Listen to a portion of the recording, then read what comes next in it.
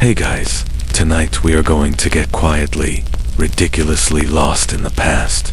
We're heading back to late 17th century France, specifically to the Palace of Versailles, a place so over the top it makes modern billionaires look like they live in tastefully decorated sheds. It's a world of gilded everything, powdered wigs that look like fluffy clouds, and a king whose daily routine was more choreographed than a Broadway show. And you're going to be there, right in the middle of it all. An invisible guest, trying to make sense of the glorious, baffling absurdity. Asterisk now, a small, friendly warning. You probably wouldn't survive this. Not because of any great danger, but because of the etiquette. You'd accidentally use the wrong fork, bow to the wrong duke, or just fall asleep from the sheer, mind-numbing boredom of an 8-hour dinner. It was a full-time job just to exist correctly. Asterisk, so. Before you get comfortable, take a moment to like the video and subscribe, but only if you genuinely enjoy what I do here. It's a quiet, no pressure kind of support that lets me know we're on the right track together. And if you feel like it, leave a comment telling me where you're listening from and what time it is. It's always a peaceful thought to imagine us all, scattered across the globe in different time zones, unwinding to the same story. Asterisk now, dim the lights. Maybe turn on a fan for that soft background hum, and let's ease into tonight's journey together. Asterisk the first thing that hits you isn't a sight or a sound. It's a feeling, the feeling of being small.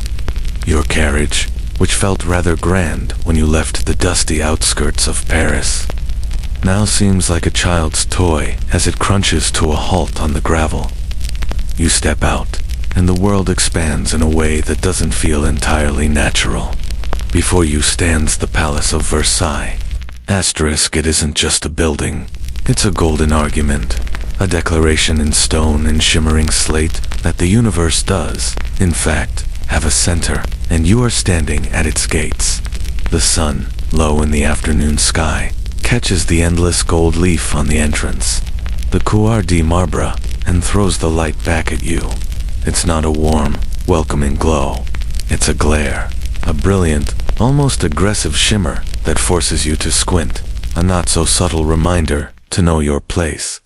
You are here at the home of the Sun King, and the sun itself seems to obey him.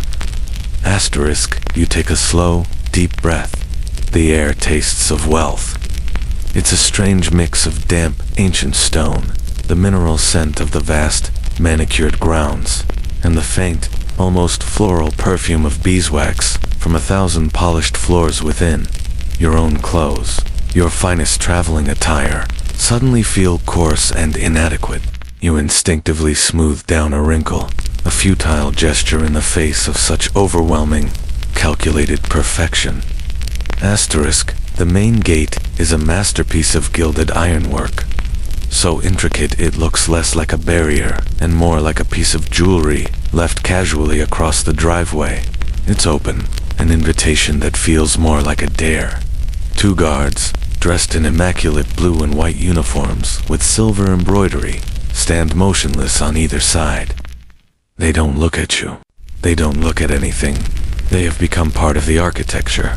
Living statues whose only purpose is to complete the picture of absolute power. Asterisk, you start to walk, your soft-soled shoes making a gentle, rhythmic crunch on the fine, pale gravel. It's a sound that seems too loud in the strange, cavernous silence of the outer courtyard. You'd expect a place this grand to be bustling with noise, but out here, the sheer scale of the space seems to swallow sound. The palace facade stretches out to your left and right, seemingly without end. It's a forest of windows, columns, and sculpted reliefs. You try to focus on a single detail, a carved face, a stone garland of fruit, but your eyes are constantly pulled back to the whole, to the crushing, repetitive symmetry of it all.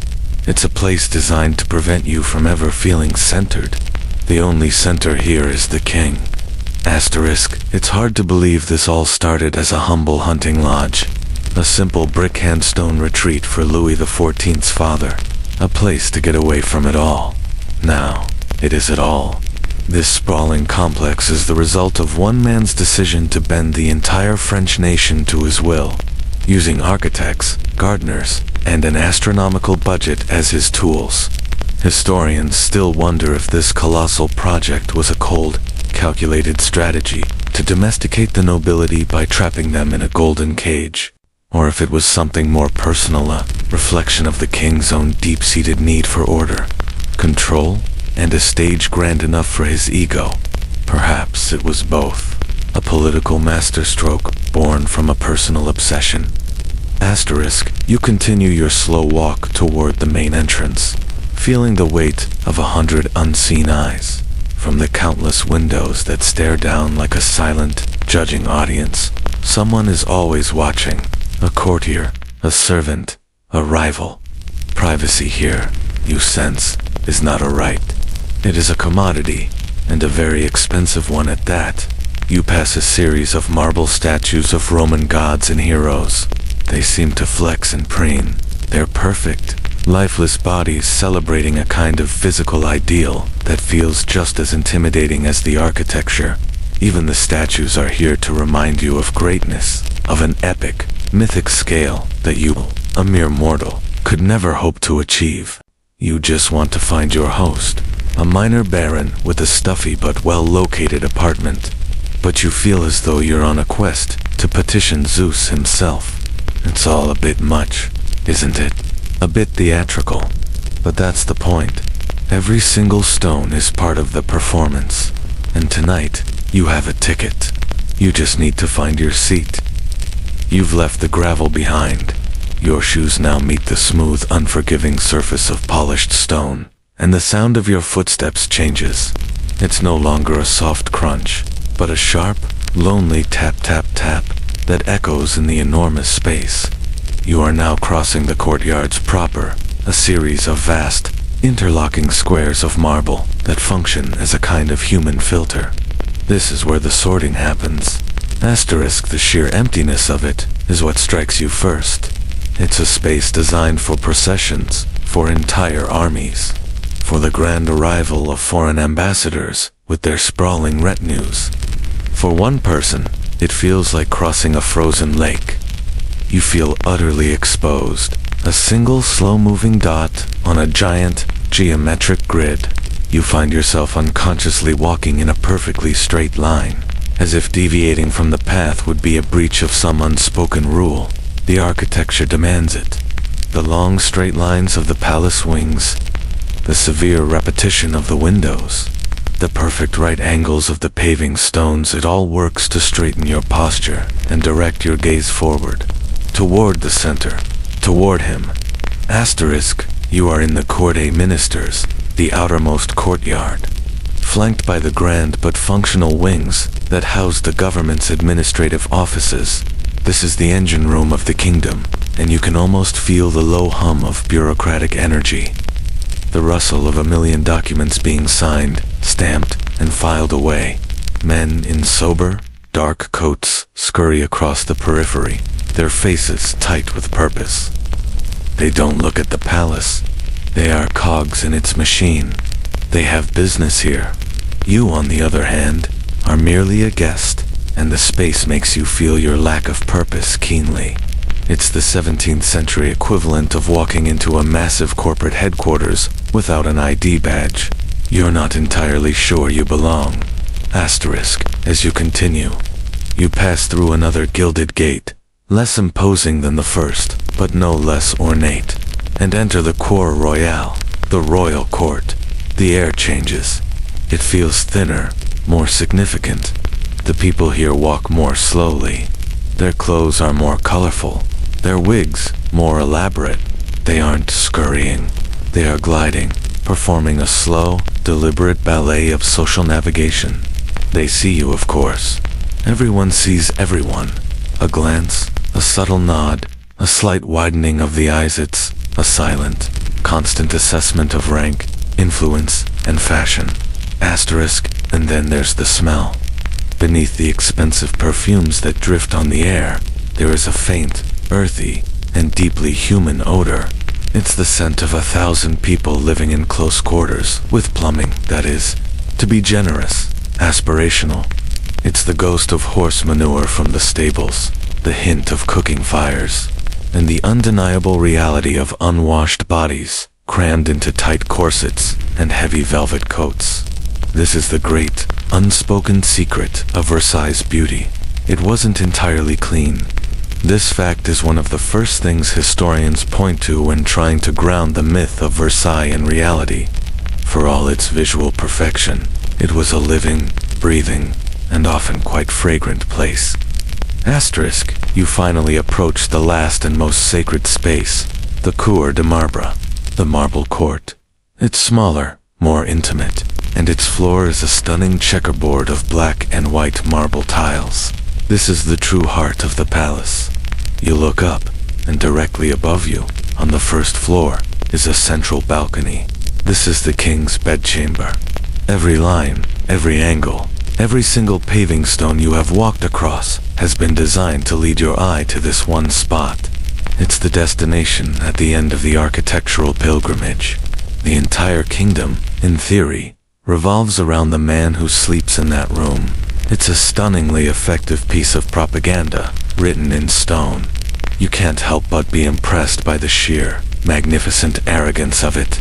It would be like designing a city so every single road led to your bedroom window. A bit much, maybe, but you have to admire the commitment. Asterisk, as you stand there, momentarily mesmerized by the hypnotic pattern of the floor. You can't help but think about the hands that laid these stones. Thousands of laborers, masons, and craftsmen toiled here for decades. Historians still debate the true human cost of Versailles. Official records are conveniently vague, but the construction was plagued by accidents, malnutrition, and disease. How many men fell from the scaffolding? How many succumbed to fevers while digging the vast canals for the gardens? The number is likely in the thousands, perhaps even tens of thousands. Each perfectly squared-off piece of marble beneath your feet has a silent, forgotten story. It's a sobering thought that adds a layer of quiet melancholy to the grandeur surrounding you. This paradise was built by mortals for a man who wished to be a god. Asterisk, finally, you reach the door, a set of enormous oaken gilt doors, manned by two more guards, who seem to have been carved from the same stoic mold as the others. One of them gives you a brief, dismissive glance, but your formal invitation, clutched in your hand, does the talking. He pulls one of the massive doors inward, the hinges groaning softly like a waking giant. The sound is heavy, final. You are about to step inside, leaving the vast, open, and orderly world of the courtyards behind, for the dense, gilded, and far more complicated world within. Stepping inside is like diving underwater. The light changes, the sound changes, and the very pressure of the air seems to shift. You're plunged into a world of gold and shadow. The afternoon sun struggling to pierce the tall, narrow windows. Its rays catching swirling dust motes in the air like tiny, shimmering insects. The cool, echoing silence of the courtyards is gone, replaced by a low, persistent hum of human activity. It's the whisper of silk skirts on marble floors, the murmur of hushed conversations in distant rooms, the clatter of a servant's bucket somewhere down a long, unseen corridor. Asterisk, you are ushered through a series of grand, yet somewhat impersonal state apartments. Each room seems to compete with the last in a furious display of wealth. The walls are not painted, but hung with heavy tapestries of velvet and silk. Their woven scenes of mythological battles and pastoral romances now faded to a soft, dusty splendor. The ceilings are a riot of painted gods and goddesses, their heroic, muscular bodies floating in impossibly blue skies, all framed by ornate, gilded plasterwork that looks like spun sugar. It's magnificent, but it's also exhausting. Every surface is shouting for your attention. Every chair leg is carved into a lion's paw. Every doorknob is a gilded face. There is no place for your eye to rest. Asterisk, a liveried servant, his face a perfect mask of polite indifference, guides you up the ambassador's staircase. a marvel of multicolored marble and intricate trompe-l'oeil paintings that make the walls seem to open into an endless sky. It was here that foreign dignitaries were once received, their senses deliberately overwhelmed before they even reached the king, a clever bit of psychological stagecraft. You feel a bit overwhelmed yourself, clutching the marble balustrade as you ascend, your head tilted back to take in the sprawling painted heavens above. And then you arrive. The servant opens a tall mirrored door, and you step into a space that seems to defy logic. You are in the Hall of Mirrors, the Galerie des Glaces. It's less a room and more a corridor of light. On your left, a row of 17 massive arched windows looks out onto the gardens, which you'll explore later. The late afternoon sun streams through them, flooding the space with a warm, golden radiance. On your right, facing the windows, are 17 identical arches, filled not with glass, but with mirrors. 357 of them, to be exact. At the time, mirrors of this size were an almost unbelievable luxury, a technological marvel that cost more than a battleship. To line an entire hall with them was a statement of wealth so profound it bordered on the absurd. The effect is dizzying. The light from the windows hits the mirrors and bounces back, creating an illusion of infinite space. The hall seems to stretch on forever in every direction. The painted ceiling, depicting great moments from Louis's reign, is reflected in the polished parquet floor, so you feel as if you are floating between two skies. Your own reflection walks alongside you, and so do the reflections of your reflections. A ghostly army of yous fading into a silvered, distant haze. It's beautiful, but it's also deeply unsettling. You can't quite trust what you see.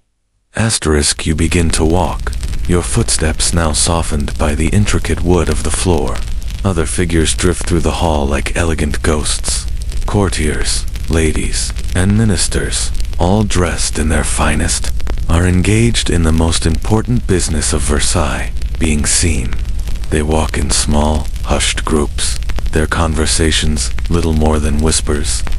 This hall was the main artery of the palace, a place where one might hope to catch the king's eye, as he walked from his private apartments to the chapel. A single glance, a nod, could make or break a career.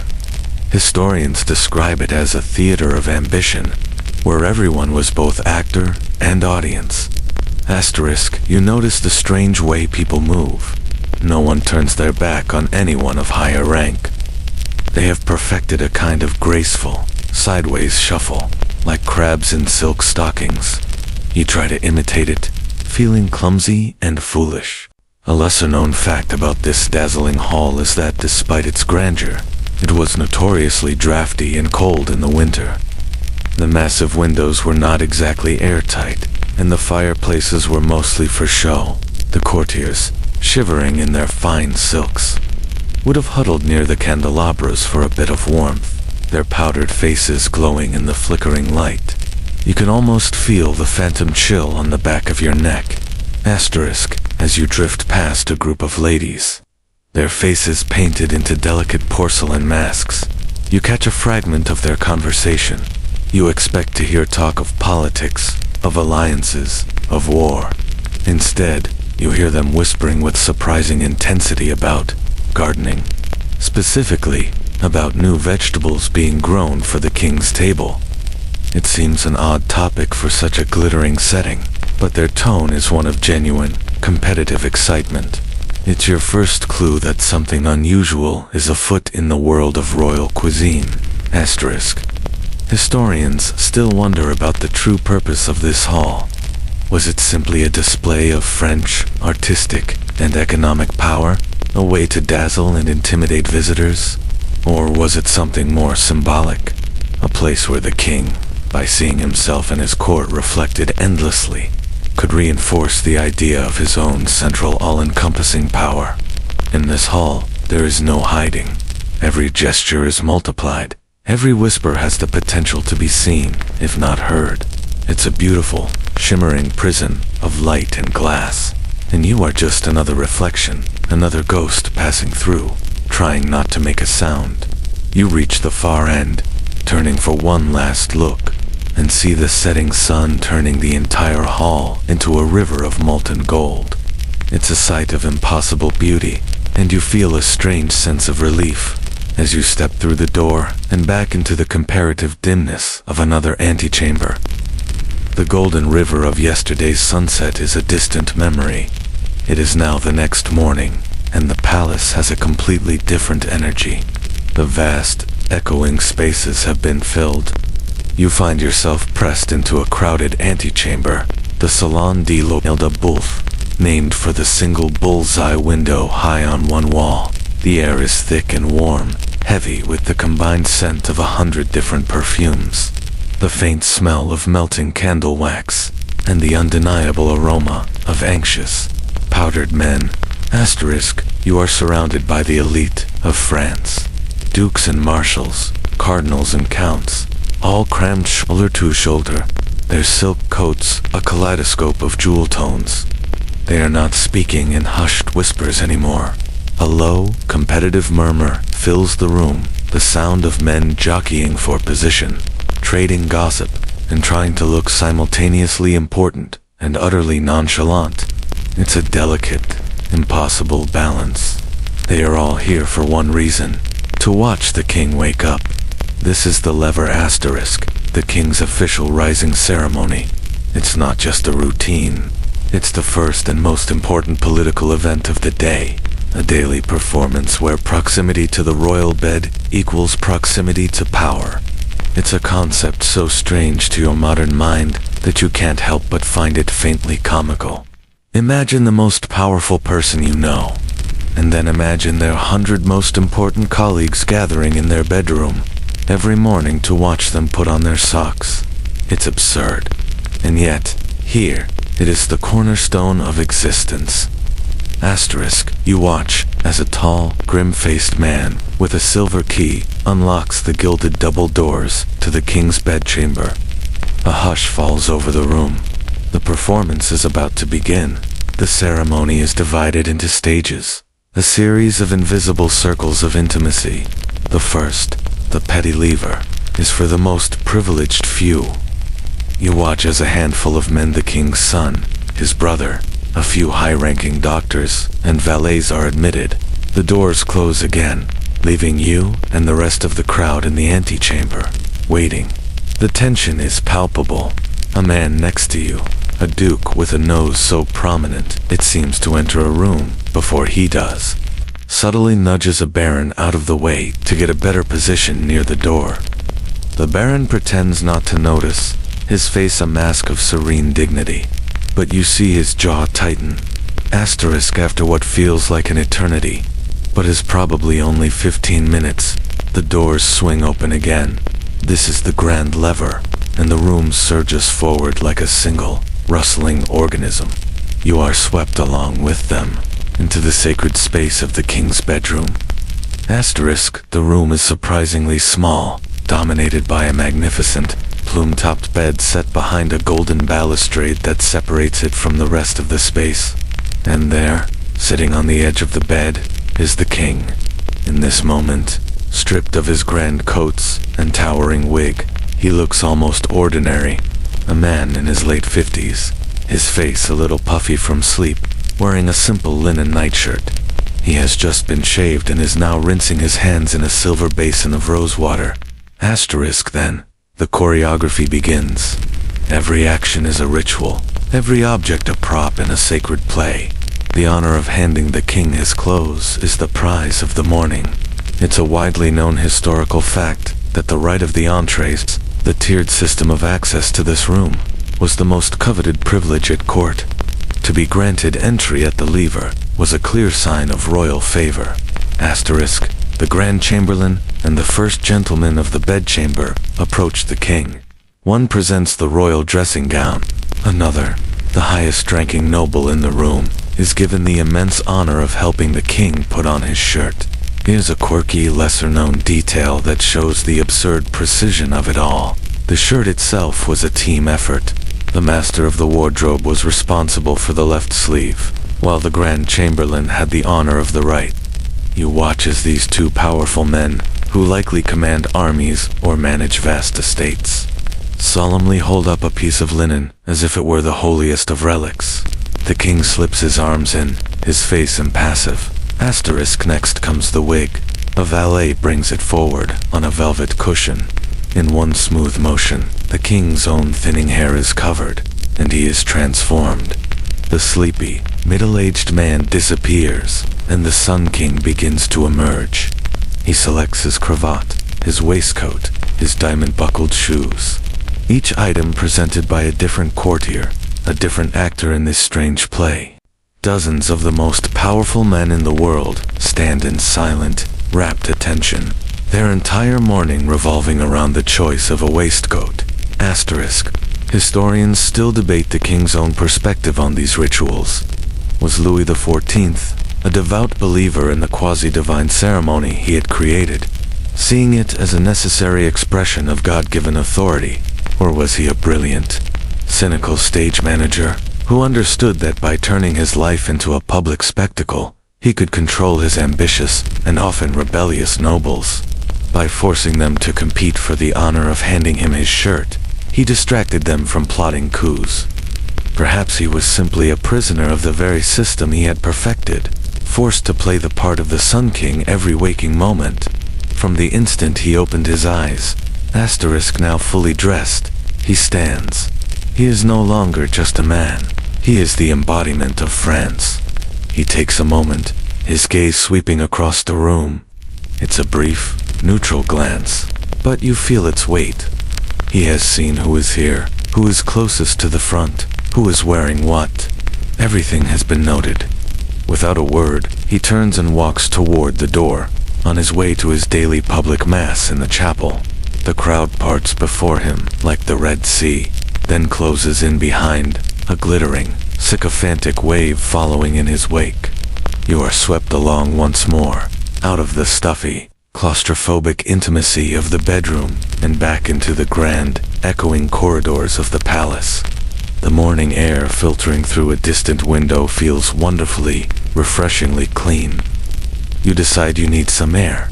The interior of Versailles, with its gilded ceilings and suffocating etiquette, feels like a beautiful trap, and the morning's strange, intimate ritual has left you feeling a little disoriented. You manage to slip away from the slow-moving procession of courtiers, trailing the king towards the chapel, and find the side door, a secret escape route used by servants and those seeking a moment of blessed quiet. You step outside, and the world opens up again. Before you lie the gardens of Versailles, and just like the palace, they are not merely gardens. They are an extension of the same argument. Another chapter in the same stone and leaf story about order, power, and the absolute mastery of man over nature. You are standing on the Parterre d'Eau, a vast, raised terrace that serves as the grand entrance to this outdoor kingdom. From here, you can see the main axis of the garden stretching out before you for miles. A perfectly straight line that disappears into the hazy horizon. It's a breathtaking feat of landscape architecture, designed by the legendary André Lantré, a man who thought in terms of geometry, not botany. You begin to walk down a wide, gravel path. The same satisfying crunch from the courtyard returning under your feet. The air here is different. It's clean and alive, smelling of damp earth, cut grass, and the faint, sweet perfume of 1,000 blooming flowers. But it's a controlled, domesticated nature. There are no wildflowers here, no chaotic tangles of weeds. Every blade of grass seems to have been individually instructed on how to grow, to your left and right. The gardens are divided into a series of smaller, self-contained outdoor rooms called baskets, or groves. These are hidden walled-off sections of the garden, each with its own unique theme and design, like secret surprises waiting to be discovered. You wander into one, the Salle de Bal, or Ballroom Grove. It's a sunken amphitheater, with a waterfall cascading down a series of tiered, shell-encrusted steps. You can easily imagine the court gathering here on a warm summer evening. The space lit by torches, with music echoing off the stones as couples danced on the central marble floor. It was a place for orchestrated leisure, for entertainment that was just as rule-bound as the king's lever. Asterisk, you continue your stroll, the sheer scale of the place beginning to dawn on you. The gardens cover nearly 2,000 acres. Walking them isn't a casual stroll. It's an expedition. You see teams of gardeners everywhere, small armies of men in simple tunics and straw hats. They are meticulously trimming hedges into perfect geometric-shaped spheres, cones, and towering green walls. They are on their hands and knees, pulling up any errant weed that dares to defy the perfect symmetry of the flower bed. It is a constant, unending war against nature's desire for chaos. Asterisk, one well-known historical fact about these gardens is the monumental effort required to bring water to them. Versailles was built on marshy, but relatively dry land with no natural river, to power the hundreds of fountains that were the garden's crowning glory. An immense and wildly expensive network of canals, aqueducts, and reservoirs had to be constructed. The most ambitious of these projects, the Machine de Marly, was a colossal hydraulic contraption on the Seine River, considered one of the mechanical wonders of the age. It used 14 massive water wheels to pump water up a hillside, a noisy, groaning testament to the king's refusal to accept geographical limitations. Asterisk, you pause by the edge of the Grand Canal, a vast, cross-shaped body of water so large it feels more like a lake. It stretches for over a mile, its surface a perfect, glassy mirror reflecting the endless blue sky. In the distance, you can see small, elegant boats, gondolas, to be exact. Here is a wonderfully quirky detail. The king received a gift of 2 gondolas and a team of gondoliers from the Doge of Venice. They lived here, in a little settlement charmingly called Little Venice, and would take the court out for leisurely excursions on the water. You try to picture it, French nobles in their stiff, formal attire, gliding across this man-made lake in Venetian boats. A surreal and beautiful collision of cultures. Asterisk, as you gaze across the water, you feel a sense of profound, almost unnerving stillness. The gardens are designed to be viewed from specific points to create perfect, symmetrical vistas that celebrate control and perspective. But what was it like for the people who lived here? Did they ever just enjoy a simple walk? Historians still debate the psychological effect of living in such a relentlessly ordered environment. Did the constant, oppressive perfection ever feel boring? Did the nobles, forced to spend their days in this manicured paradise, ever secretly long for a messy, untamed forest, a place where things were allowed to be crooked and asymmetrical? Asterisk, you find a quiet stone bench tucked away in a small alcove of clipped yew hedges. For a moment, you are completely alone. The low hum of the court is a distant memory. All you can hear is the gentle lapping of water from a nearby fountain, the buzz of a bee investigating a perfectly spherical rose, and the distant clip-clip-clip of a gardener's shears. It's a peaceful sound, the sound of maintenance, the sound of 1,000 small, human efforts combining to create one enormous, flawless illusion. You close your eyes, enjoying the simple warmth of the sun on your face, a warmth that is not yet dictated by ceremony or rank. It's a stolen moment of peace in a place that was never designed for it. And in that quiet, you feel your own thoughts beginning to slow, your breathing deepening, finding a rhythm that matches the gentle pulse of the garden around you. Your peaceful moment in the gardens can't last forever. Duty, or at least the appearance of it, calls. You make your way back inside the palace, the shift from open air to enclosed opulence, just as jarring as it was the first time. The corridors are now bustling with the midday traffic of courtiers moving from apartments to salons, their heels clicking a frantic rhythm on the parquet floors. Everyone is on their way somewhere, even if that somewhere is just another room in which to stand around and wait. Asterisk, you find your way to one of these rooms. A grand antechamber where people are gathering before the midday meal. It's a crush of silk, perfume, and barely veiled ambition.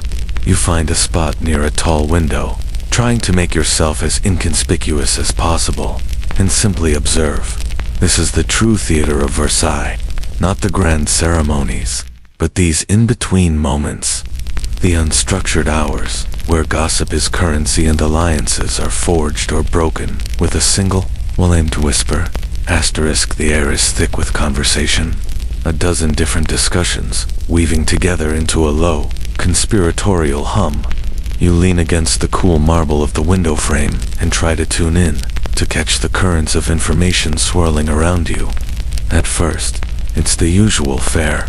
A general is out of favor with the king for a poorly executed military campaign. A certain duchess has a new and shockingly expensive diamond necklace. The king's brother has thrown another lavish and slightly scandalous party at his own chateau. It's all gossip, but it's the lifeblood of the court. To be ignorant of these things is to be irrelevant. Asterisk, but then you hear it again. The same topic you overheard yesterday in the Hall of Mirrors. Two impeccably dressed women, their hair piled high in elaborate, powdered constructions, are standing near you. They are not whispering. They are speaking with a kind of urgent, breathless excitement. And they are talking about peas. Asterisk, I heard. The first one says, fluttering a painted fan near her face, that he had them served last night, after the grand cavern, well past midnight. Asterisk, no. The second one gasps, her eyes wide, fresh from the garden. Asterisk, of course. They say, he ate an entire dish himself. He wouldn't share them, not even with Monsieur, you know, is the king's own brother. To deny him a taste of something is a significant gesture. Asterisk, the first woman leans closer, her voice dropping to a conspiratorial whisper, and Madame de Maintenon says they are so perfectly round this year, as green as emeralds. It's all anyone can talk about. Asterisk, you listen, completely baffled. Peas. In a world of international intrigue, of impending wars and collapsing economies, the great subject of the day is a small, green vegetable. It seems utterly frivolous, almost childish, but as you look around the room, you realize it's not just these two women. A group of men by the fireplace are having a similar, albeit more restrained, conversation. You hear the words "petits pois" repeated over and over. It's a genuine craze, a fashionable obsession that has gripped the most sophisticated court in Europe.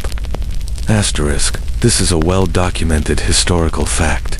Louis XIV had a genuine passion for fresh vegetables, particularly for the tender, sweet, early-season peas, known as petits pois. His fascination helped elevate horticulture to a high art and made certain vegetables, once considered peasant food, the height of aristocratic fashion.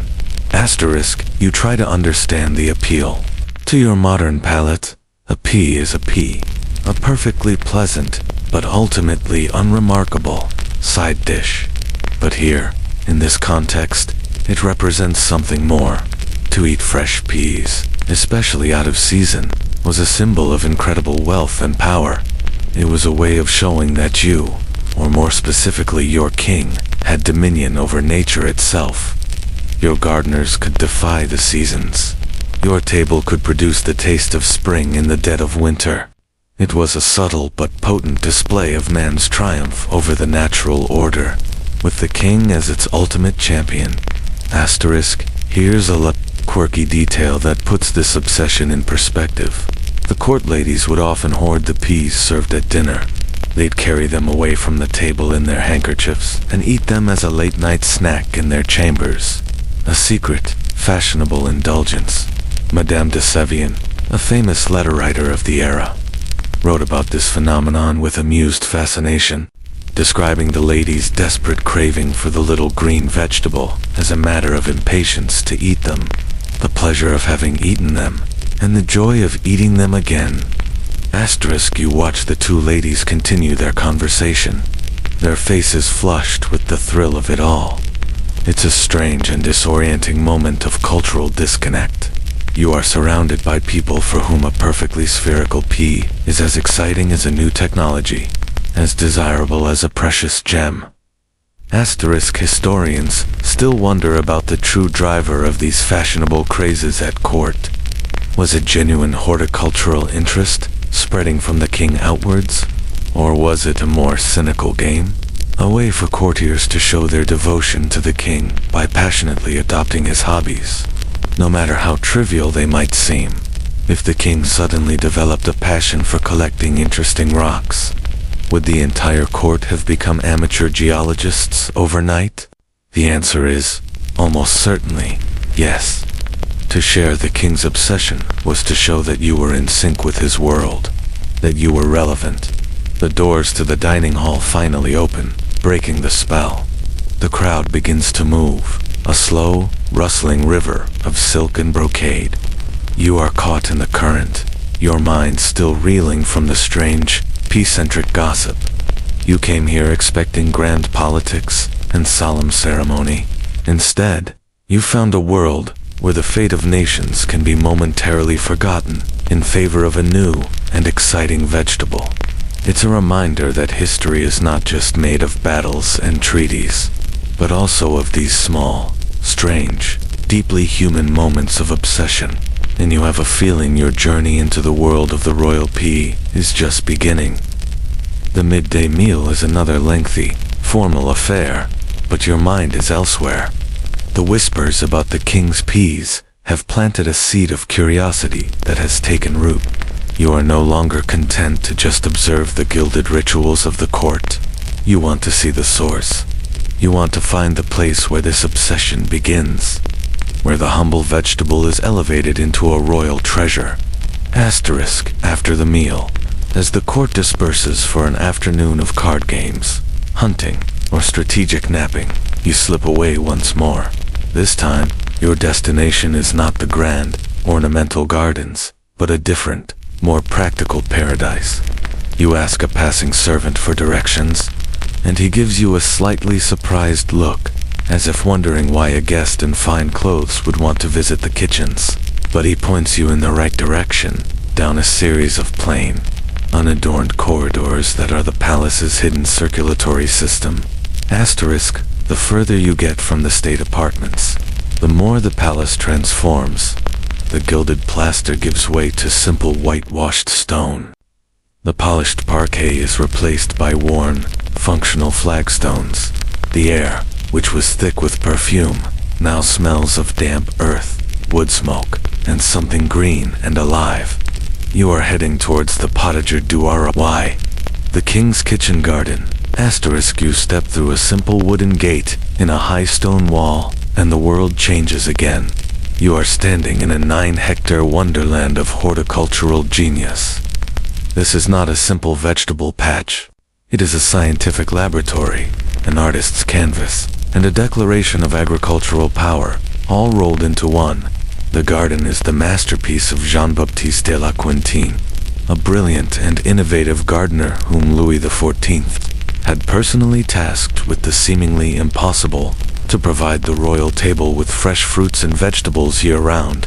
Asterisk, the garden is laid out in a grand, formal grid, a mirror of the geometric precision you saw in the pleasure gardens. A large, circular pond sits in the center, surrounded by 16 perfectly square plots, all enclosed by high fruit tree-laden walls. It's a place of immense order and beauty, but it is a working beauty. Every single plant here has a purpose, to end up on the king's plate. Asterisk, you begin to walk along the wide sandy paths that crisscross the garden. The air is warm and still, filled with the gentle hum of bees and the rhythmic snip-snip of gardeners at work.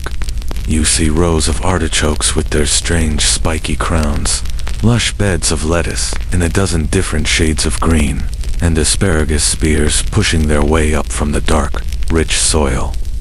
You see fig trees, their branches carefully trained to grow flat against the sun-warmed walls, a technique known as which La Quintine perfected to maximize their exposure to warmth and encourage early ripening. Asterisk. It's a well-known historical fact that the potager DIY was at the forefront of agricultural innovation. La Quintine was a master of creating microclimates. He developed special bell-shaped glass jars, called cloches, to place over individual plants, creating miniature greenhouses to protect them from frost. He used deep layers of fresh horse manure beneath his planting beds. The heat from its decomposition would gently warm the soil from below, allowing him to grow heat-loving melons and cucumbers. Far outside their normal season, asterisk, you approach one of the high brick walls and notice it's hollow. A gardener, an old man with a face as wrinkled as a dried apple, sees your curiosity. He explains that these walls contain flues. In the winter, fires could be lit inside them, and the hot air would circulate through the walls, creating a warm, radiant heat that protected the delicate fruit trees trained against their surface. It's a simple but ingenious form of central heating for plants. Asterisk, as you wander, you finally find what you're looking for. In a particularly sunny, sheltered corner of the garden, you see a series of raised beds, all dedicated to one thing: peas. But these are not the sprawling, chaotic pea vines you might imagine. Each plant is meticulously supported by a delicate lattice of twigs. The rows are perfectly straight, the soil around them immaculately free of weeds. Gardeners are moving slowly along the rows, their eyes scanning for pods that have reached the perfect state of ripeness, tender and flawlessly spherical. Asterisk, here's a quirky detail about the cultivation here. La Quintine was obsessed with taste. He was a pioneer of succession planting, sowing new seeds every few weeks so there would be a continuous harvest. But he also experimented with different varieties of the same vegetable, constantly trying to find the sweetest carrot, the crispest lettuce, the most flavorful pea. He would conduct taste tests, much like a modern chef, to determine which strain was worthy of the king's table. The garden wasn't just about production, it was about the relentless pursuit of perfection.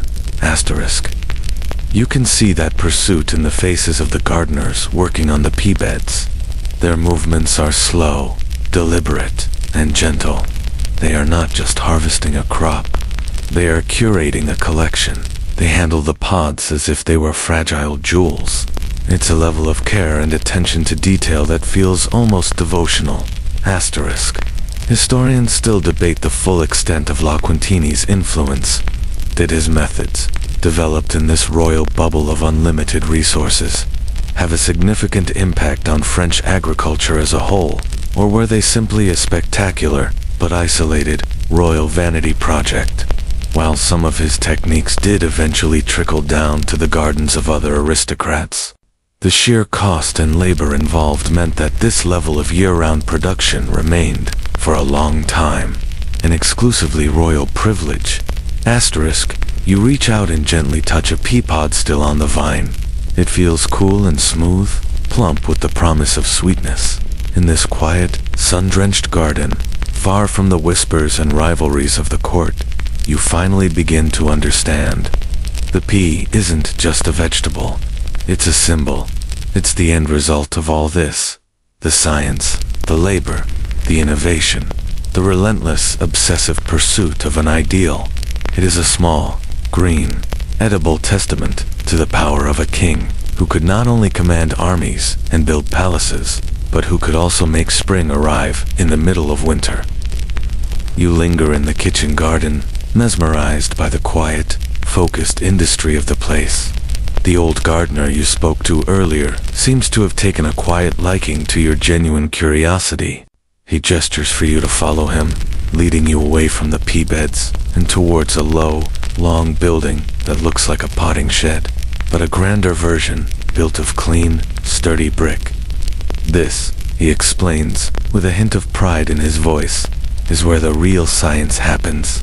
Asterisk. Inside. The air is warm and smells of soil, clay pots, and composting leaves.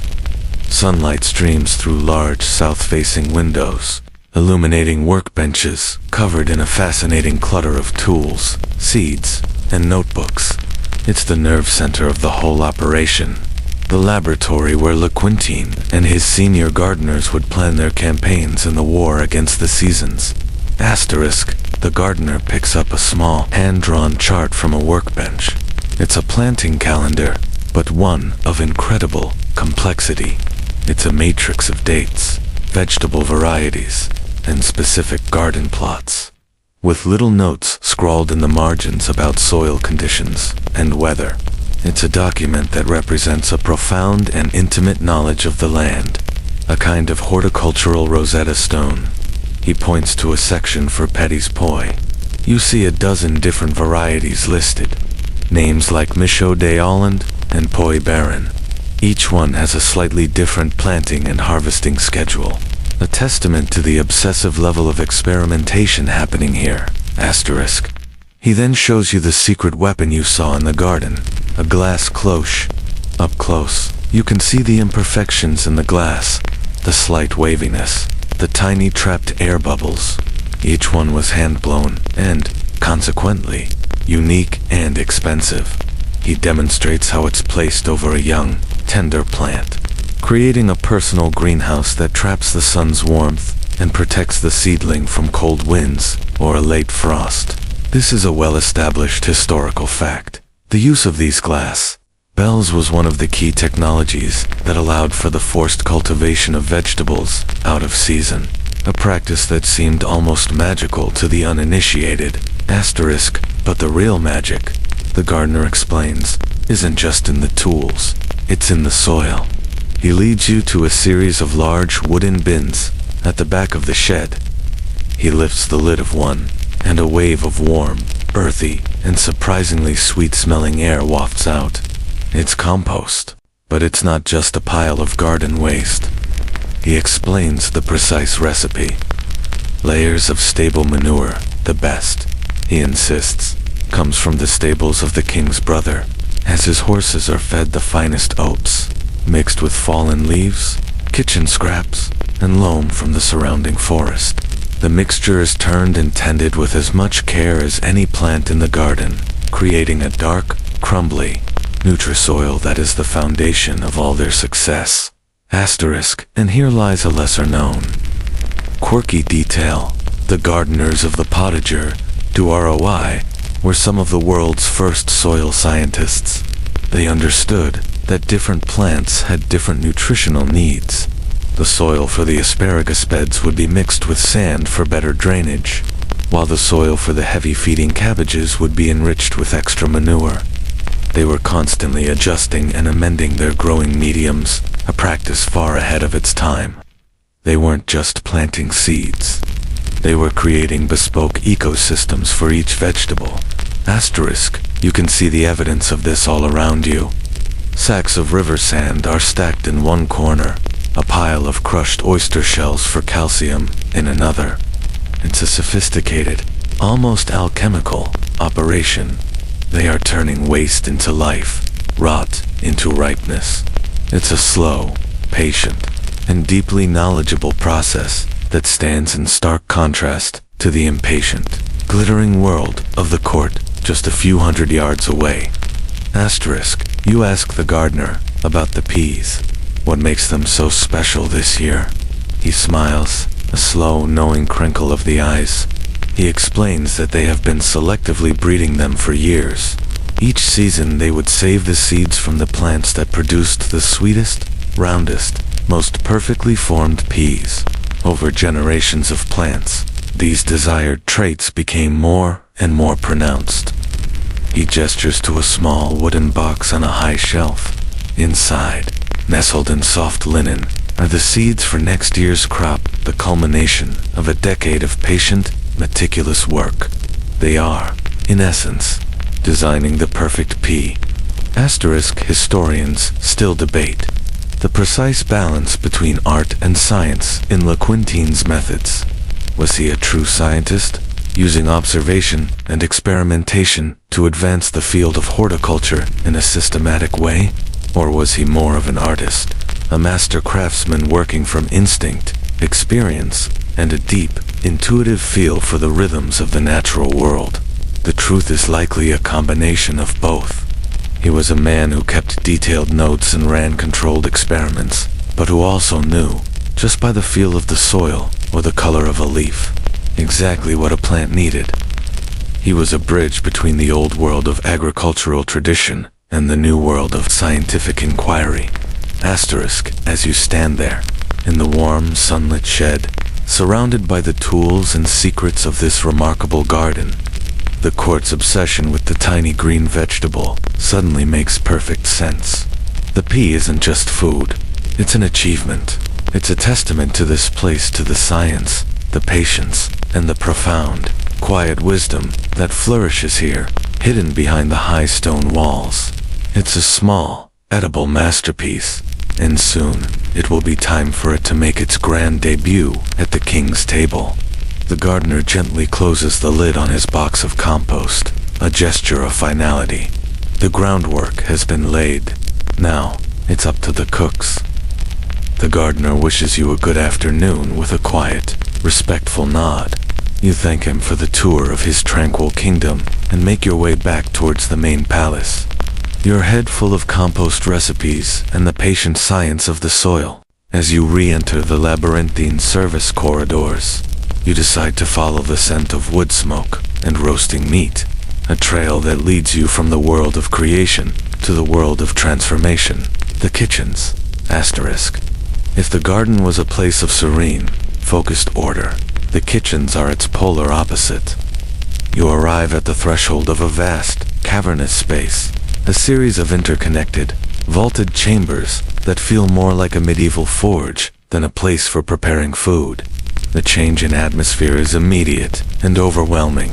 The air is thick with heat, steam, and a cacophony of smells: baking bread, sizzling fat, boiling stocks, and the sharp tang of wine. The quiet hum of the gardens is replaced by a thunderous, chaotic symphony of noise, the clang of copper pots, the thud of cleavers on massive wooden blocks, the sizzle of food hitting hot pans, and the constant, urgent shouting of orders. Asterisk. You stand in a doorway, trying to stay out of the way, a silent observer of this frantic, high-stakes ballet. The space is a hive of activity, swarming with dozens of people. Scullery maids with their sleeves rolled up scrubbed mountains of pots. Young boys, their faces smudged with soot, ferry firewood to the enormous, gaping hearths that line the walls.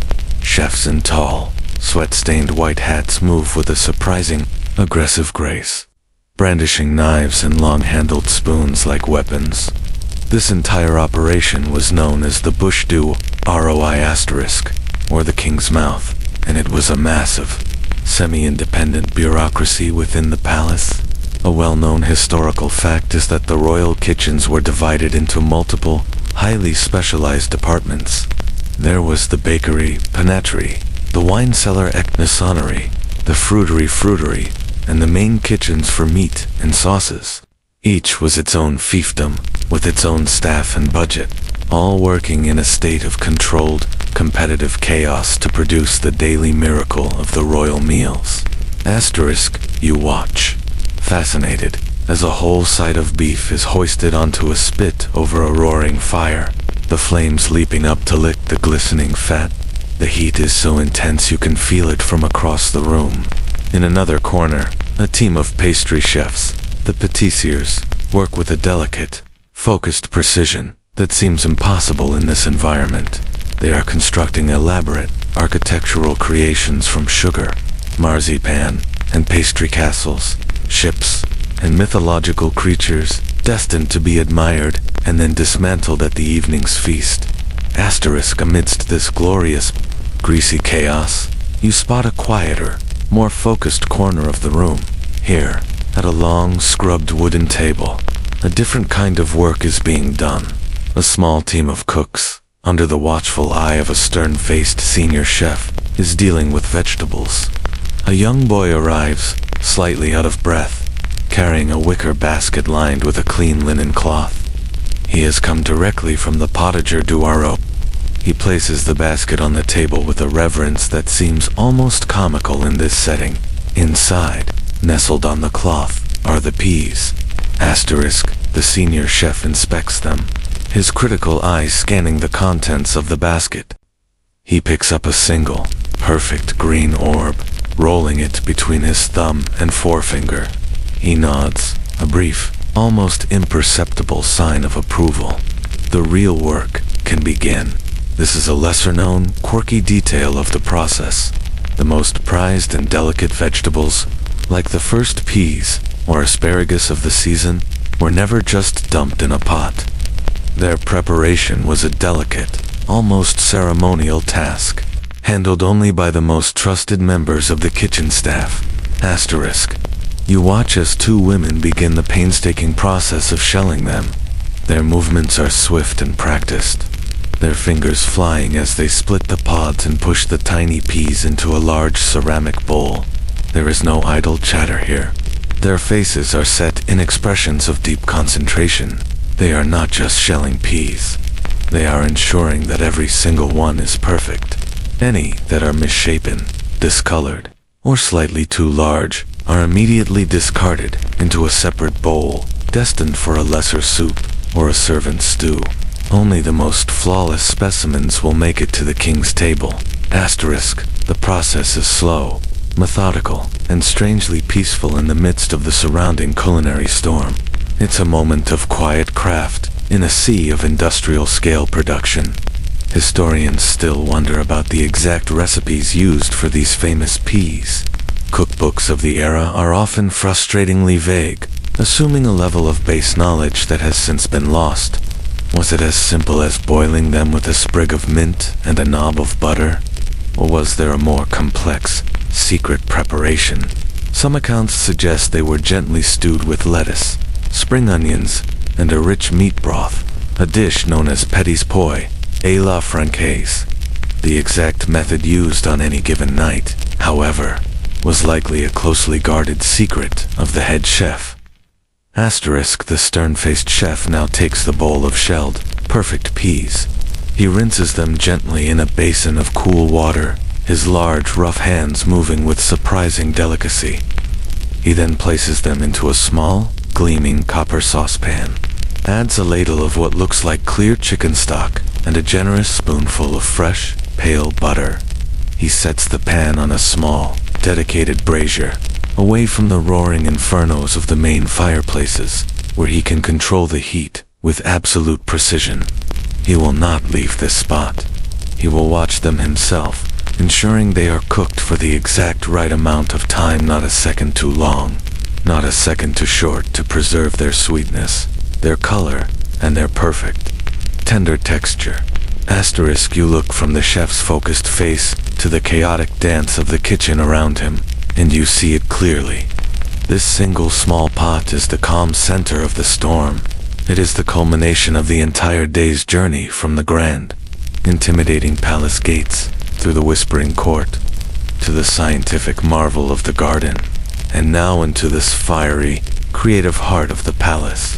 The whole vast, complex machine of Versailles has, in a strange way, conspired to produce this one, simple, perfect dish. The afternoon fades, and the frantic energy of the kitchens slowly resolves into a state of focused anticipation. The sun begins to set, casting long, dramatic shadows across the courtyards, and inside the palace, 1,000 candles are being lit, their soft, flickering glow pushing back the encroaching darkness. The evening is approaching, and with it, the most important performance of the day, the king's public supper, known as the Grand Caviar. Asterisk. You find yourself back in the gilded state apartments, but this time, you have a purpose. Your host, the minor baron, has secured you a position not at the king's table. Of course, that would be unthinkable, but in the room itself, among the select crowd of courtiers permitted to stand and watch the royal family eat. Before you are allowed to enter, however, your host pulls you aside into a small, quiet alcove, his face a mask of gentle, paternal anxiety. He feels it is his duty to give you a brief, whispered lesson in the bafflingly complex etiquette of the royal dinner. His instructions are a glimpse into a world governed by 1,000 invisible rules. Asterisk now, he begins, his voice a low, urgent murmur. The most important thing to remember is this: do not speak, not a word, unless the king addresses you directly, which, you must understand, will not happen. He says this not unkindly, but as a simple statement of fact, like explaining that fire is hot. You are a piece of the scenery. A very well-dressed piece of scenery, I must say, he adds with a thin smile, but scenery nonetheless. Asterisk, he continues, you must not turn your back on the king, ever. If you must move, you will do so by shuffling backwards, or sideways. We do not show our backs to the sun. The metaphor is so ingrained in their speech, you realize that it has become literal. He then explains the hierarchy of seating. The king will sit at the center of the table, his back to the fireplace. The queen will be beside him, and other high-ranking royals arranged in a strict order of precedence. A well-known historical fact is that this public dining was a tradition dating back to medieval kings. But Louis XIV perfected it as a tool of statecraft. The meal was a daily, public reaffirmation of the royal hierarchy. Who sat where, who was served first, who was even allowed to sit at all, these were all potent political signals. Asterisk, your host then moves on to the stranger. More specific rules.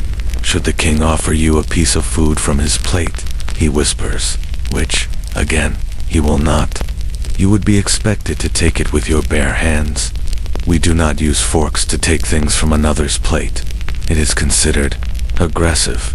The fork, you learn, was still a relatively new and slightly suspect invention, an Italian affectation that had not yet fully caught on for all uses. To see the king himself eat with one was still a bit of a novelty. Asterisk, he then imparts a truly quirky, lesser-known piece of etiquette concerning personal servants. Only the highest-ranking dukes were permitted to have their own private servants standing behind their chairs during the meal. And even then, there were rules. A duke may ask his servant for a drink, your host explains, but he must pour it himself. To have the servant pour the wine would be an affront to the king's hospitality. It implies the king's own servants are not good enough. It's a minefield of subtle insults and hidden meanings, where the simple act of pouring a glass of wine can be interpreted as a political statement. Asterisk, you try to absorb it all, your head spinning. Don't speak. Don't turn your back. Don't use the wrong utensil for an imaginary offering. It's exhausting just to think about. You feel a new wave of sympathy for the courtiers, who had to navigate this labyrinth of rules every single day. Their lives were a constant, high-stakes performance, and a single misstep could lead to social ruin. Asterisk, historians still debate the origin of some of these bizarrely specific rules. Were they ancient traditions, passed down through generations of monarchs, or were many of them invented by Louis XIV himself, specifically to keep his courtiers off balance and constantly vying for his approval? By creating a system of etiquette so complex that no one could ever truly master it, he ensured that everyone was always dependent on his judgment, on his favor. He was the sole arbiter of what was correct, making him the ultimate source of social authority. Asterisk, your host claps a gentle hand on your shoulder. And finally, he says, his voice dropping even lower, concerning the peas. Your ears prick up, if they are served, and you are fortunate enough to be offered some later. In a more private setting, you must show the appropriate level of enthusiasm, not a wild, unseemly glee, of course, but a quiet, appreciative reverence. You must understand, the vegetable is not merely a food. It is a topic. It is a symbol of His Majesty's taste and the excellence of his gardens. To be indifferent to the pea is to be indifferent to the king.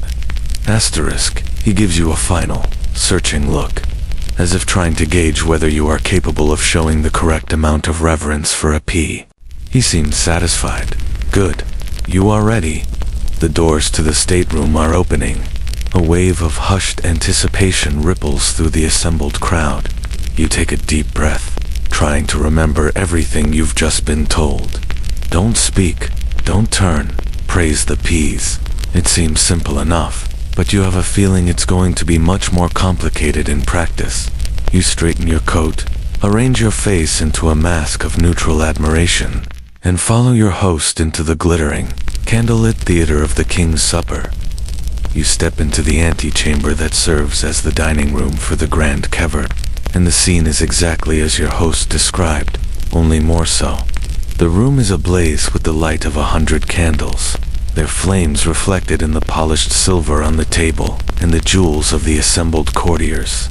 The air is warm and still, thick with the scent of beeswax and roasted meat. A long table, draped in heavy white damask, dominates the center of the room. It is laden with an astonishing array of silver platters, tureens, and tiered serving dishes, all arranged with the geometric precision of a formal garden. Asterisk, you find your designated spot along the wall, part of a silent, human tapestry of spectators. There are perhaps 100 other people standing with you, a silent audience for the most exclusive dinner theater in the world.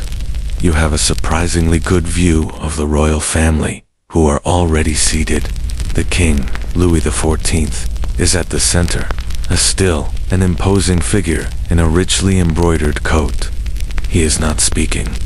He is simply waiting, his presence alone enough to command the absolute silence of the room. Asterisk, the meal begins. And it is not a meal in any sense, you understand. It is a silent, theatrical performance. The first course, or service, is brought in. A small army of servants, moving with hushed, synchronized grace, enters the room. They walk in a procession, holding aloft enormous silver platters. The dishes are presented first to the king for his inspection, then placed on the table in a perfectly orchestrated sequence. There are soups, PTs, roasted birds, and complex meat pies decorated with the royal crest. Asterisk, a well-known historical fact about French service of this era, known as service à la Francaise, is that all the dishes for a particular course were placed on the table at once. It was a magnificent, overwhelming display of abundance, but it was also wildly impractical. Diners could only eat what was within their immediate reach. By the time a dish could be passed down the long table, it was often cold. The spectacle of the meal was far more important than the actual experience of eating it. Asterisk, you watch as the king is served. The steward, his face a mask of solemn concentration, carves a piece of pheasant and places it on the king's golden plate. The king eats slowly, deliberately, his movements small and precise. He uses a fork and knife, but you notice some of the other royals occasionally use their fingers. A holdover from an older, more direct way of eating. No one speaks. The only sounds are the soft clink of silver on gold, the gentle chewing, and the rustle of stiff silk as a courtier shifts their weight. It's an atmosphere of intense, almost religious concentration. Asterisk, you let your eyes wander over the table, a landscape of culinary ambition. You see a whole roasted peacock, its feathers reattached to create a stunning, if slightly morbid, centerpiece. You see jellies molded into the shape of castles, and small birds peeking out from the crust of a giant pie. Its food is art. Food is propaganda. Each dish is designed to impress, to communicate wealth, power, and the sheer, inexhaustible resources of the French crown. Asterisk, here's a less quirky detail about the Grand Caviar, despite the incredible variety of food on display. The king himself ate a fairly repetitive and simple diet, at least by the standards of the feast. His doctors, ever present and ever anxious, prescribed a regimen of what they considered healthy foods, mostly roasted meats, broths, and cooked fruits. He rarely touched the more elaborate, heavily sauced dishes, leaving them for the other members of his family and, eventually, for the servants. He was the chief spectator at his own feast. Asterisk, you observe the other members of the royal family. The Queen, Maria Theresa, eats with a quiet, almost mournful slowness. The King's son, the Grand Dauphin, a large and famously indolent man, eats with a hearty and undisguised appetite. Each has their own style, their own rhythm, but all are united by the strange, public nature of the act. They are eating for an audience. Their every bite, a part of the performance of monarchy. Asterisk. Historians still debate the emotional experience of these public meals. Did the royal family grow so accustomed to being watched that they no longer noticed the silent crowd ringing the room? Or was it a constant low-level strain, a daily violation of one of life's most basic and private acts? It's hard to imagine, in your world of private kitchens and family dinners, what it must have been like to live a life where even eating was a state occasion. Perhaps, like so much else at Versailles, the performance eventually became the reality, and they forgot there was any other way to live. Asterisk. After a suitable interval, the first service is cleared away with the same silent, military precision with which it arrived. The table is swept clean of crumbs, and a new armada of dishes is brought in for the second course. Different roasts, more complex vegetable dishes, and savory tarts. The silent ritual begins anew. The air in the room grows warmer, the candlelight flickering on the impassive faces of the diners and the rapt faces of the audience. You feel a strange sense of timelessness, as if this silent, gilded scene has been reenacted every night for 1,000 years, and will continue for 1,000 more.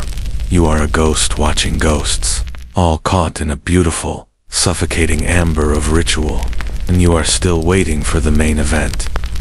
The second service is cleared away, the mountain of roasted meats and glistening aspics replaced by the third and final course, the desserts, or rather, what passed for dessert in the 17th century.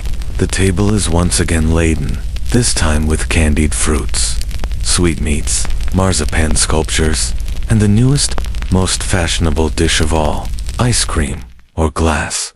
A rare and expensive treat made possible by the palace's enormous, well-stocked ice houses. Asterisk. The atmosphere in the room has subtly shifted. The heavy, greasy smells of the main courses have been replaced by the lighter, sweeter scents of sugar and fruit. There is a slight, almost imperceptible relaxation in the posture of the courtiers standing around you. The main performance is nearing its end, but you sense a new current of anticipation in the air, a focused, expectant energy that wasn't there during the meat courses. You know what they're waiting for. Asterisk. Just as the king is about to be served a spoonful of orange flower ice, a side door opens. A single figure enters. It is the head chef you saw in the kitchens, the stern-faced man who personally supervised the cooking of the peas. He has changed out of his kitchen whites and is now wearing a formal, dark coat. He carries a single object, holding it before him with the reverence a priest would afford a sacred relic. It is a silver dish with a high domed lid, polished to a mirror shine. Asterisk. All eyes in the room, which had been politely focused on the king, now dart to this new arrival. A soft, collective murmur, a barely audible ah, ripples through the crowd of spectators. This is it. This is the moment. Asterisk. The chef approaches the table, his steps slow and measured. He does not go to the king's regular steward. He goes directly to the king himself. This is a clear and powerful signal. The dish he carries is so special, so significant, that it bypasses the normal chain of command. It is a direct communication between the artist and his patron, from the master of the garden and kitchen to the master of the kingdom. Asterisk. He stops beside the king's chair and, with a low, formal bow, places the silver dish on the table, just to the right of the king's golden plate. The king turns his head slightly, his expression unchanged, but you see a flicker of interest in his eyes. He gives a small, almost imperceptible nod. It is the royal command to proceed. The chef takes a deep breath, and with a single, practiced movement, he lifts the silver dome. Asterisk. A collective, gentle sigh escapes from the onlookers. It's a sound of pure aesthetic pleasure. There, On the silver dish, nestled in the center of the gleaming platter, is a small, perfect mound of the most vibrant, brilliant green you have ever seen. The peas. They seem to glow in the candlelight, each one a tiny, perfect sphere, glistening with melted butter. A faint, sweet, green scent, the very essence of a spring garden, rises from the dish and perfumes the air. Asterisk, it is a moment of pure culinary theater, and it is a stunningly effective one. This is a well-known historical fact. Louis XIV understood the power of presentation. He knew that by elevating a simple vegetable to this level of ceremony, he was not just enjoying a meal. He was making a statement. He was demonstrating that his power was so absolute, his resources so vast, that even the humblest of foods could be transformed into an object of art and a symbol of national prestige. Asterisk, you look closely at the dish. This is where the artistry of the kitchen and the science of the garden converge. The color is astonishing, a deep, verdant green that speaks of freshness and life. A lesser-known detail is that the chefs of the era went to great lengths to preserve the color of green vegetables, which had a tendency to turn a dull olive drab when overcooked. They would blanch them quickly in boiling salted water, then plunge them into ice water to shock them, setting the chlorophyll and keeping the color vibrant. The brilliant green of the peas on that silver dish is no accident. It is the result of a specific, advanced culinary technique. Asterisk, the chef steps back, his role in the drama complete. He has delivered his masterpiece. Now, the focus of the entire room, of the entire court, narrows to two things: the king and the small green pile of vegetables before him. Asterisk, historians still debate the true nature of Louis's obsession. Was it a genuine gastronomic passion? The simple love of a man for a particular taste from his garden? Or was it a more calculated performance of discernment? A way to establish himself not just as a political and military leader, an arbiter of taste in art, architecture, and music, but also in the culinary arts. By singling out this one vegetable for his special favor, he was shaping the nation's palate, dictating fashion not just in clothes, but in food. Asterisk, the king picks up his fork. The room holds its breath. The silence is absolute. Even the soft clinking of cutlery from down the table has stopped. Everyone is watching. The Sun King is about to eat his peas, and for this one brief, shining moment, it is the most important event in the entire world. Time itself seems to slow down. The king holds his golden fork, its tines hovering for a moment over the vibrant green mound. The candlelight catches the polished silver of the dish, the deep green of the peas, and the glint of a diamond on the king's finger, creating a small, perfect tableau of wealth and appetite. In this moment, he is not just a king about to eat. He is an actor on a stage, and he knows his audience is captivated. He is about to perform the climax of the evening's drama. Asterisk, he lowers the fork and with a gentle, almost surgical precision, he spears 3 small peas. Just 3. He doesn't scoop them. He selects them. A tiny, deliberate act of royal choice. He lifts the fork, the 3 small green orbs balanced perfectly on the tines. He pauses for a beat, his gaze fixed on some distant point, as if contemplating the significance of the act. Is this for dramatic effect? Or is he genuinely savoring the anticipation? With a man so practiced in the art of public performance, it's impossible to tell. Asterisk, then. He brings the fork to his lips and takes the first bite. Asterisk, he closes his eyes for a fraction of a second. He chews slowly, methodically, his expression giving nothing away. The entire room seems to be chewing with him, 100 courtiers vicariously experiencing the taste and texture of those 3 small peas. You find yourself holding your breath, waiting for the verdict. Asterisk, finally, he swallows. He dabs the corner of his mouth with a fine linen napkin. He looks down at the dish again, and then he gives another one of his small, almost imperceptible nods. It is a nod of approval, a quiet, satisfied sigh seems to pass through the room, a collective release of tension. The peas are good. The king is pleased. The universe is in its proper alignment. Asterisk, he takes another bite, then another, eating his way through about half the small portion on his plate. He eats with a focused, unhurried rhythm, the picture of refined enjoyment. This slow, deliberate way of eating was, in itself, a performance. A well-known historical fact is that Louis XIV was famous for his hearty appetite, but at these formal public dinners, he ate with a theatrical restraint. It was a demonstration of self-control, a core tenet of the royal persona. To eat greedily was to be animalistic. To eat with deliberate, measured grace was to be civilized, to be royal. Asterisk. Now, here's where the theater gets interesting. The king places his fork down, leaving a small portion of the peas uneaten. He turns to the queen, seated beside him. He says something to her, his voice too low for you to hear. He gestures towards the silver dish. The queen smiles, a small, polite, almost tired-looking smile, and shakes her head, a silent, "No, thank you." The king then turns to his son, the Dauphin, on his other side, and makes the same quiet offer. The Dauphin, a man who rarely refuses food, eagerly accepts. Asterisk, a servant steps forward and, using a silver serving spoon, carefully transfers the remaining peas from the king's special dish onto the Dauphin's plate. This is a crucial, symbolic act. The king has personally shared his prized delicacy. This act of sharing is a lesser-known, but deeply significant, part of the ritual. By bestowing some of the peas upon his heir, he is not just sharing food, he is sharing favor. He is publicly demonstrating the natural order of succession.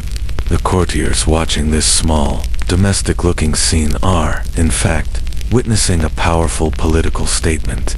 Everyone in the room takes note of who was offered the peas, and in what order. It is a subtle but clear map of the current royal landscape. Asterisk, you watch the Dauphin eat his portion with a speed and relish that stands in stark contrast to his father's measured pace. He clearly enjoys them, but he eats them as food, not as a symbol. For the king, the peas are an instrument of statecraft. For the Dauphin, they are just a delicious snack. Asterisk, historians still debate the personal tastes of Louis XIV. The image of him as a refined gourmet is largely a product of the mythology he's so carefully constructed.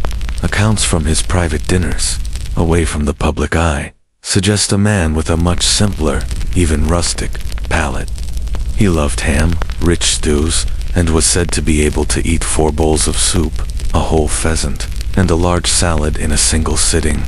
So, was this public, delicate appreciation for a single vegetable a genuine expression of his taste, or was it a carefully crafted piece of public relations? Was he the 17th century equivalent of a modern celebrity endorsing a luxury brand, using his love for peas to enhance his own image of sophistication and power? Asterisk, the silver dish, now empty, is quietly removed by the chef, his mission accomplished. The main event is over. The rest of the dessert course proceeds, but the energy in the room has peaked. The king has taken his first bite, and in doing so, has officially sanctioned the pea as the vegetable of the season. The court has received its cue. What was once just a subject of excited gossip is now a confirmed, royal-approved fashion, and you have a feeling that the night, for the peas at least, is far from over. The grand couvre finally draws to a close. The royal family rises, a signal that the performance is over.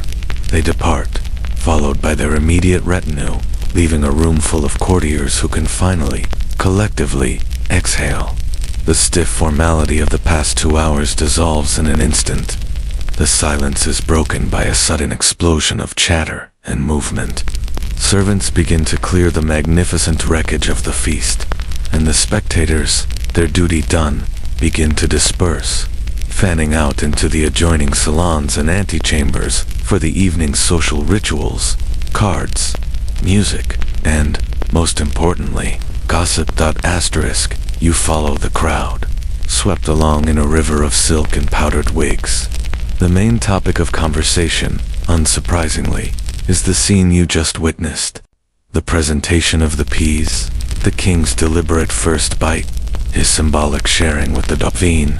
Every detail is being analyzed and dissected with the intensity of scholars studying a sacred text. Asterisk, did you see the color? A marquise exclaims to her companion. A perfect emerald. La Quintine has outdone himself this year. Asterisk in the king's expression, a baron adds, stroking his chin thoughtfully, a look of pure contentment. He has truly blessed them. Asterisk, it all sounds faintly ridiculous to your modern ears, this intense focus on a vegetable.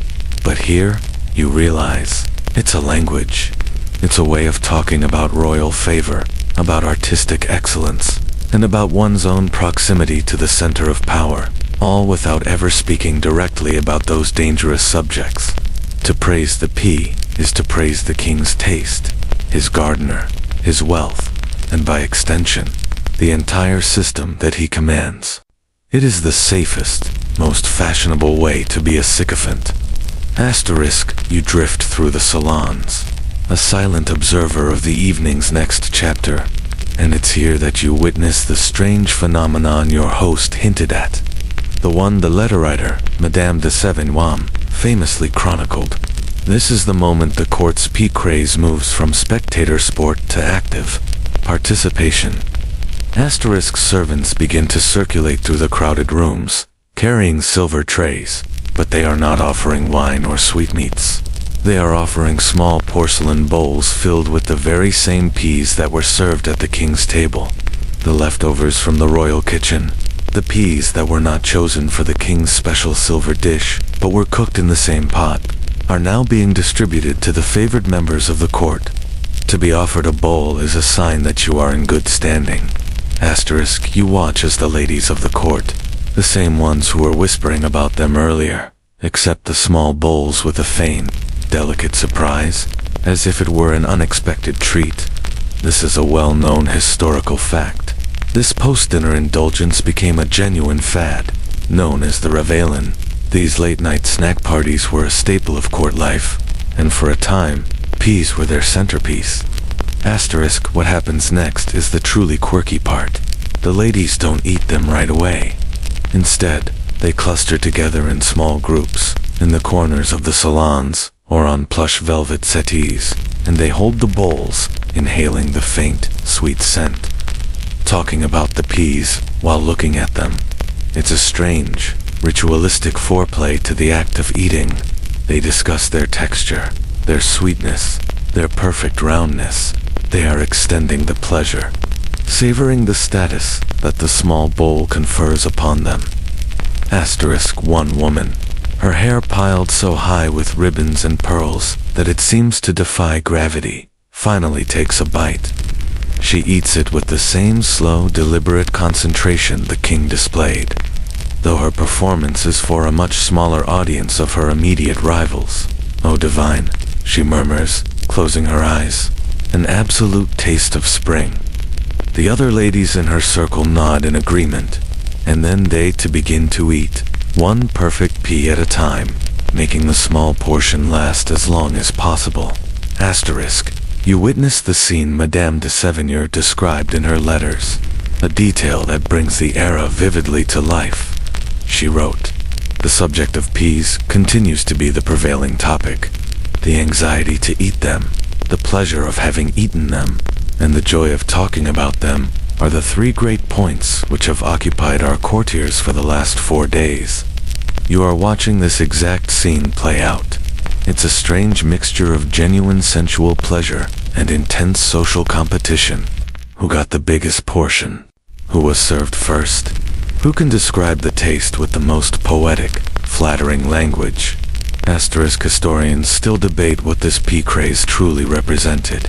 Was it a sign of a decadent, frivolous court, obsessed with trivialities while the rest of the country struggled? Or can it be seen in a more generous light? Perhaps it was a manifestation of the era's burgeoning interest in the natural sciences. a genuine appreciation for the wonders of horticulture and the new possibilities of agriculture. Or maybe, more simply, it was just human nature, a desire for the new, the rare, and the fashionable, a desire that is just as potent in your own time as it was in the court of the Sun King. Asterisk, as the hour grows later, the card games become more serious, the music softer, the night is winding down. You see ladies discreetly tucking a few leftover peas into a silk handkerchief to take back to their rooms for a final private snack before bed. The thought of finding a cold, squashed pea in the pocket of a million-franc gown is a strange and amusingly human image. It's a reminder that beneath the gilded formality and the suffocating etiquette, these were real people with strange cravings and simple pleasures. Their world was infinitely more complex and rule-bound than yours, but their desire for a tasty, fashionable snack, that's something you can understand perfectly. The night has finally begun to surrender to a deep and profound quiet. The card games have ended, the musicians have packed away their instruments, and the last of the gossiping courtiers have retired to their apartments, their minds full of purelated triumphs and trivialities. The great, glittering machine of Versailles is slowly powering down for the night. Asterisk, you find yourself wandering the now empty corridors, your footsteps echoing softly in the immense silence, the antechambers that were, just hours ago, a crush of silk and ambition, are now vast, shadowy spaces, populated only by the stoic, oversized furniture that lines the walls. The air, once thick with perfume and the heat of 100 bodies, is now cool and smells of snuffed candles and the faint, clean scent of beeswax from the polished floors. Asterisk, a few lone servants move like ghosts through the hallways, their faces weary in the flickering light of the single candle they carry. They are clearing the last of the glasses, closing the heavy velvet curtains, and preparing the palace for its brief, few hours of slumber before the entire, exhausting ritual begins again at dawn with the king's lever. Their movements are slow and practiced, the quiet, unseen labor that makes the daily spectacle possible. Asterisk, you pass the entrance to the Hall of Mirrors. A single shaft of moonlight streams through one of the tall windows, painting a long silver rectangle on the dark, polished floor. The hall, which was a dizzying river of light and reflection during the day, is now a place of deep, mysterious shadows. The mirrors no longer reflect a crowd of courtiers, but only the darkness, creating the unsettling illusion of an infinite, empty night stretching on forever. It feels like a space between worlds, a place of quiet, potent magic. Asterisk, you continue your aimless, peaceful walk, letting the quiet of the palace seep into your bones. The sheer scale of the place feels different at night. Without the distracting throngs of people, you can appreciate the architecture in its pure, intended form. You can feel the weight of the stone, the soaring height of the ceilings, the perfect, relentless symmetry of it all. It's a quiet that is full of history, full of the echoes of all the footsteps that have crossed these floors, all the whispers that have been exchanged in these corners. Asterisk, this quiet, after-hours atmosphere is a part of Versailles that few people ever got to experience. A well-known historical fact is that the palace was a non-stop hive of activity, a place that, in theory, never truly slept.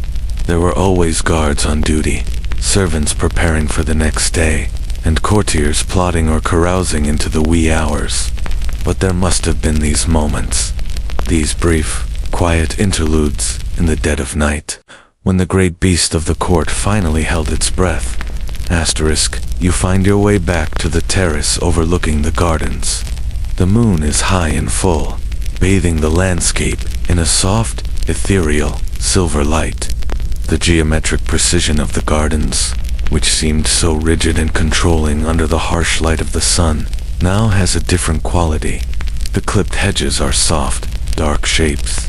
The Grand Canal is a sheet of polished obsidian, and the marble statues seem to glow with a cool, internal light. It is a scene of profound, almost heartbreaking beauty and peace. The fountains are all silent, their basins still and reflective. It's a quirky, lesser-known detail that the famous fountains of Versailles were only turned on when the king was walking by.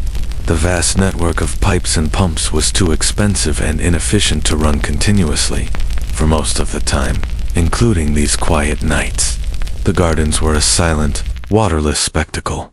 Asterisk, as you stand there, breathing in the cool, clean night air, you think about the day's strange journey. From the overwhelming grandeur of your arrival, through the bizarre intimacy of the king's waking ritual, to the scientific marvel of the garden and the culinary drama of the feast. It has all revolved around one tiny, humble vegetable. Asterisk historians still debate the ultimate legacy of Louis XIV's reign and the palace he built. Was Versailles a magnificent symbol of cultural achievement, the pinnacle of French art and power? Or was it a colossal monument to vanity, an unsustainable extravagance that drained the nation's treasury and sowed the seeds of the revolution that would come less than a century later? The answer, you suspect, is that it was both. It was a place of breathtaking beauty and suffocating etiquette, of brilliant innovation and staggering inequality, of grand, historical forces and small, deeply human obsessions. Asterisk, your own journey is at an end. You have been a silent guest, a ghost at the feast, a witness to the strange, brief reign of the perfectly spherical pea. The palace around you is finally settling, its thousands of inhabitants from the king in his gilded bed to the lowliest scullery maid in a cramped attic room are succumbing to sleep. The great, shared dream of Versailles is pausing for the night. You turn away from the moonlit garden and head back inside, towards your own quiet room, the soft echo of your footsteps the only sound in the sleeping palace. Asterisk, and so, your time at the grand and peculiar court of the Sun King comes to a gentle close. The memory of the day, with its gilded halls and strange rituals, begins to soften, its sharp edges blurring as you drift further and further away from that world of rigid ceremony. The intense focus of the courtiers, their whispers about a simple green vegetable, all of it now fades into the background, becoming a soft, distant hum, as quiet as the rustle of silk in an empty room. Asterisk, let the feeling of the sleeping palace guide your own descent into rest. Imagine the deep, profound quiet that has settled over the vast, moonlit gardens, a stillness that sinks deep into the soil where the famous peas are sleeping on their vines, waiting for another day. Feel the coolness of the marble floors beneath your feet, a steady and calming sensation that grounds you, pulling away any lingering thoughts or tensions from your own day. Asterisk, your breathing can slow now, finding a long, easy rhythm, like the slow, silent drift of a single cloud across the face of the moon. Each breath out is a chance to release, to let go of the need to watch, to analyze, to understand. There is nothing left to do now but rest. The performance is over. The candles have been snuffed out, one by one, leaving only a comfortable, peaceful darkness. The story is finished, but the feeling of quiet, of stillness, remains with you. Let that feeling be a soft, heavy blanket, tucking you in, making you feel safe and secure as you finally, peacefully, drift off to sleep.